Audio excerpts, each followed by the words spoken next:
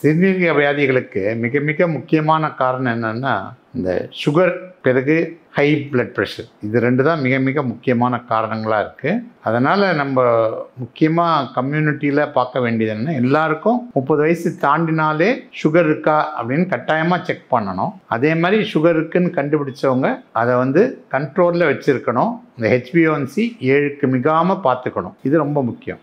எவ்வளோ சுகர் காரணமாக இருக்கோ அதே போல் ஹை ப்ரெஷரும் மிக மிக முக்கியமான காரணம். அதனால் ஹை பிபி இருக்கிறவங்க உணவு கட்டுப்பாடு, உப்பை குறைச்சிக்க சாப்பிடணும். பிறகு மருந்துகளை சாப்பிட்டு பிபியை மிக மிக நல்ல கண்ட்ரோலாக வச்சுருக்கணும். நிறைய பேர் என்ன நினைக்கிறாங்க, இந்த சுகரு பிபிலாம் கண்ட்ரோல் ஆன உடனே மாத்திரை நிறுத்திடுறாங்க. இது ரொம்ப ரொம்ப டேஞ்சரஸ் ட்ரெண்டு.